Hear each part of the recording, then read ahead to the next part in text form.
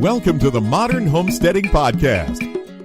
We have allowed ourselves to become so disconnected and ignorant about something that is as intimate as the food that we eat. Be prepared to grow your own for victory. God said, I need somebody strong enough to clear trees and heave bales, yet gentle enough to yean lambs and wean pigs and tend the pink-foamed pullets who will stop his mower for an hour to splint the broken leg of a meadowlark. So God made a farmer. Hello and welcome to the Modern Homesteading Podcast. I'm your host, Harold Thornborough, and glad you're joining me today. This is episode 88, June 4th, 2018. And today we're going to talk about, well, when are you too young or too old to start homesteading? Great question I received actually a while back. I want to talk a little bit about that today. And I hope you've had a great weekend. This is Monday, and I got a lot of stuff done over the weekend. We had this heat streak, and it was kind of dry, and then we got a couple really good rainstorms around here, so it made for a really, really good weekend of gardening. Things have really blown up around here. Hope things are going well on your homestead right now, and you're getting lots of work done, and you're starting to see the fruit of your labor with all the planting and preparing and planning. So hope it's going really well for you. But today we're going to talk more about starting homesteading, and mostly for those folks who are getting started as a young person or getting started as an older person. Now, the question I got in today was about people starting older, but I wanted to kind of address both because I get questions on both ends, and I know that I see people talking about it on both ends of the spectrum. So this question came in a while back, probably it was really something that somebody hit me up a few months ago. Just an idea for a podcast episode. And this came in from Tanya. And Tanya asks, I would love to hear your thoughts on starting a homestead in midlife. We are looking to homestead in the near future, and we are a married couple in our mid-40s with a young son, 4 years old. People say it would be futile as we are too old for such a lifestyle. I think it could be an advantage in having the wisdom and forethought to homestead smart, not backbreaking hard, and not break the bank hard. I think this is a great point, a great topic for an episode. And I think Tanya understands that the people who said that it was foolish, she knows they're not right. She's in her mid-40s. It's not old. The bigger question is, how old is too old? And how young is too young? Because things can be difficult on either end of that spectrum. So I want to talk a little bit about that today. So when are you too young or old to start homesteading? Well, for sure, there is challenges at both ends of the spectrum. So we can't pretend that there's nothing you have to think about, nothing you have to consider, because there are absolutely some things to consider. Now, Tanya, I'll say mid-40s, there's not as much to consider. You said it yourself, you're middle-aged. There's not, I don't think there's any limitations on you whatsoever. If anything, it's all advantages, because you still have that, in the mid-40s, you still have a lot of that strength. I mean, yeah, you're starting to feel the effects of age a little bit on your body, but at the same time, you're still young enough to be strong enough to do the work, and you're old enough to have quite a bit of wisdom. So I'm not even going to say this is for you. What I'm going to talk about today is for the more extreme ends of the spectrum, because I don't feel like there's any barriers on your age at all. I didn't start until I was 40 years old. So, I mean, I found out I had cancer at 39, went through all the medical procedures and all the stuff I went through with that, and I was 40 when I actually planted my first raised bed garden in my backyard. So, I just don't think that there's any limitations at your age.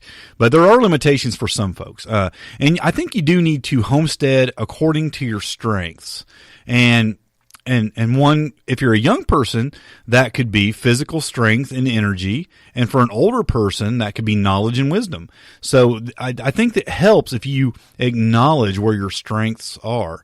And I also think it's very, very important to know your limitations. I know we all like to pretend like we don't have a lot of limitations, but the fact is we do, especially, depending on your age, there are certain things that you might especially have limitations on.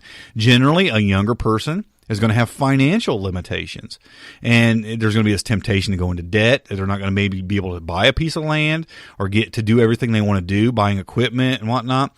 And I would tell that person, understand your limitations and don't go into massive debt. buy things as you go. Take your time. If anything, you have something on your side, and that is time.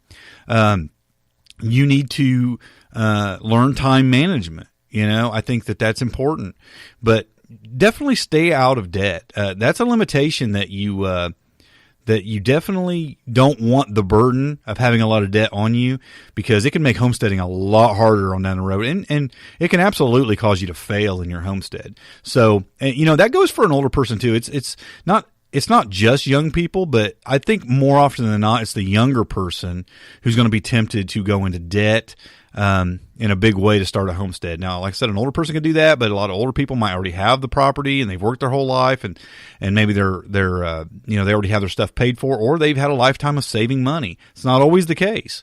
I know plenty of people, 50s and 60s, who have no money in the bank and have worked their whole life. So it's not a guarantee, but they haven't done a very good job of managing their money, or they had some situations that caused them to lose a lot of money over the years, and now they're wanting to start homesteading, and absolutely it can be a challenge there too. Know your financial limitations, be responsible with your money, don't overspend, and buy as you go if it's possible. But probably the biggest thing, especially for an older person, is physical limitations. And you know what? Even in your mid-40s, you're going to start feeling a little bit of that.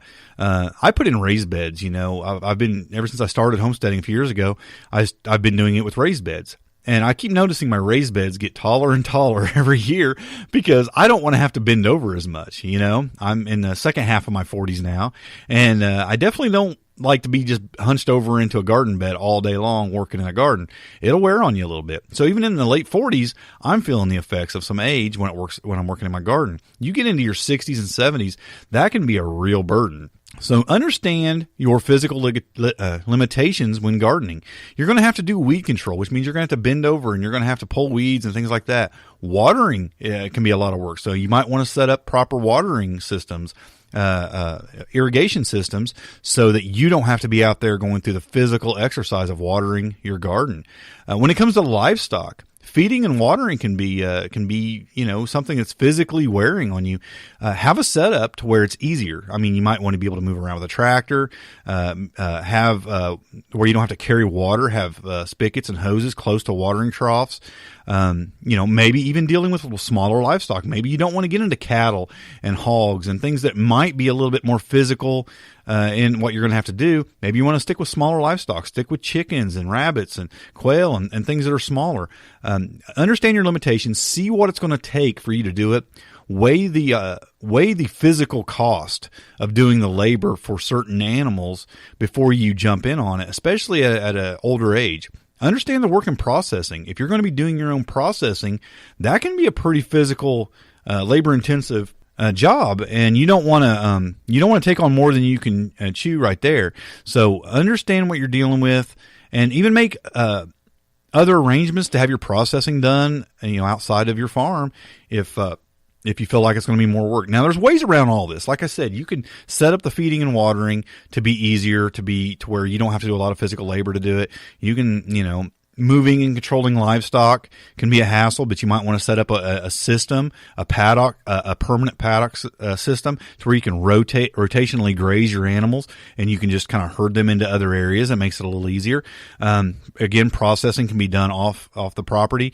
Gardening, like I said, you can go with raised beds. You can raise them up high enough to work in them.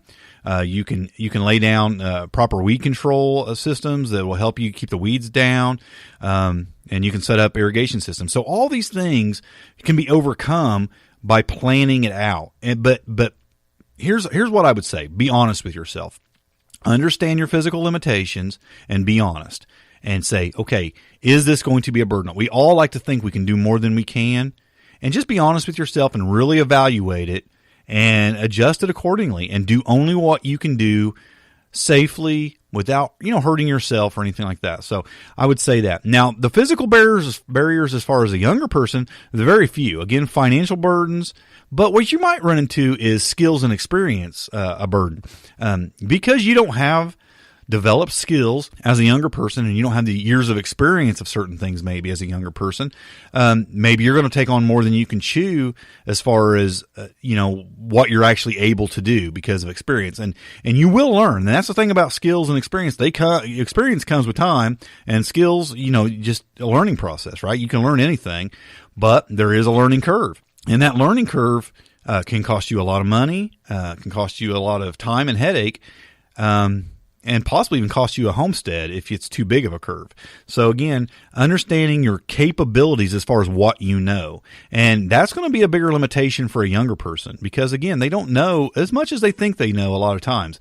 And there's a lot to learn, and you have to be honest with yourself and evaluate and say, do I know how to do this? Is this something I can learn? And that's why I think a lot of times as a younger person especially, it might be good to work for somebody else for a short amount of time, developing some skills. Now, if you're just talking about, I'm thinking more of like a larger scale farm, but now if you're just doing a small homestead, there's no reason not to jump in that as a younger person. So how young is too young? Well, be able to acquire land, and it doesn't have to be purchased land. It could be rented land. It could be borrowed land to do your homesteading on. If you can get access to a small piece of land, I'm talking quarter acre to a half an acre even, as a young person, you could make a lot of money with that piece of land and absolutely feed yourself and a family. And you could be very young to do that. I mean, if you've got parents who are willing to help you out a little bit, maybe help you acquire a little piece of land or give you a piece of the section of land to work with, I don't know, as soon as you're able and responsible enough to take care of that land. And that could be a 13-year-old, a 16-year-old, or whatever. I don't know. Now, as far as doing it on your own, I would say, as soon as you're able, financially able, legally able to acquire some land to do those things, then you can start doing it in that bigger sense. But absolutely, if you're able to get a place to do it, that's, and you're responsible enough to take care of animals or be out in the crops every day working in your garden and making things happen and selling at markets or whatever it is you're doing, whatever kind of homestead you're going to run, that's how old you have to be. How old? If you're physically able to walk out there and do anything and you've got a setup to where you're able to do it, that's how old. Yeah, it gets tough. I mean, I bet I've seen setups for people in wheelchairs who are able to garden. People with walkers gardening. I've seen it. It's not going to be easy. And now these are more like hobby gardens, enjoyable gardens, a lot of times flower gardens. It's not always like growing your own food kind of thing. But, you have to be physically able to get out there and plant and maintain and harvest your crops. You have to be physically able to take water and feed to some animals, and possibly process your animals. You have to have some abilities to do that. So how old? I've met 80-year-olds that could do that with ease. My grandparents were market gardening into their 80s. So you can do it. I mean, but they were exceptionally well shaped, especially my grandmother. She still is. Believe it or not, she's still alive. I mean, she's upper 80s, still going. So, I mean, absolutely able to do it. Still could do it. She's not doing it anymore since my grandpa passed away. But they did it all their life, and they would grow big crops, and they had a stand down at the end of their driveway, and they sold produce. So they were doing it. They were raising some cows. They were raising some pigs. They were raising some goats and some chickens, and into their 80s. So it can be done. I don't know. How old is too old? Not 40s. That's for sure. Absolutely. You could start a great homesteading business at your age. There's no reason you couldn't. As far as the practical ideas for these things, I've just kind of laid them out there. Start small if you're young, for sure. Don't acquire a lot of debt. Start with a small market garden, maybe a fruit stand or selling at a farmer's market. Start with some small livestock, quail, chickens, rabbits, perhaps goats or hogs or even cattle if you got enough space, but do it slowly. Don't take on more than you can afford. Don't acquire a lot of debt, and kind of move slow and develop skills. Take on one, maybe two things at a time. Develop skills in those things before you start taking on more and trying to take on too much. Older folks, don't take on more than you can physically handle. And again, be careful about acquiring debt, but if debt is not an issue, still just be careful about biting on more than you can chew physically, because that's going to be your biggest barrier, I think, as an older person.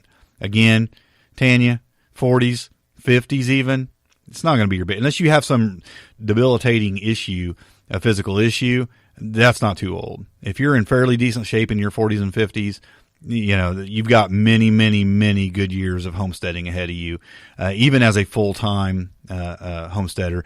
And you're absolutely right. I think it can be an advantage in your wisdom and forethought, and you would be able to homestead smart, not breaking your back and not breaking the bank, because you're going to have the wisdom to do that. Young people can too. They just have to be a little more careful about it. It's so much easier when you're young to be just gung ho and go get it, and just react. I know when I was younger, especially, my body reacted a whole lot faster than my brain did. And, and I would jump into endeavors, with both feet when I probably shouldn't have. I should have slowed down, backed up a little bit, weighed the cost a little bit more, and really thought it out a little bit more, because there was times when I was pushing it, financially. I pushed it even physically as a young person, because I took on more than I could chew, which was hard on my body. And you got to be careful about that too as a young person. You can't work yourself too hard. I know you think you can't, but you can. You can overwork yourself even as a young person. So you got to be careful about that. And, just weigh your options, weigh your limitations, and weigh out your skills and your experiences, and work with what you have. And that's what I always tell people, do what you can where you are with what you have, and do that the best you can. And you know what? Do it as long as you're comfortable doing it. And then when you're not comfortable doing it the way you're doing it, see if there's other ways you can do it that'll make it comfortable. And you get to the point where you just can't do it no more, then you just can't do it no more. That's just the way it is. But I don't think you're even, you're middle age. You got a long ways ahead of you. And the people who think you're foolish for doing it, they know what they're talking about. That's for sure.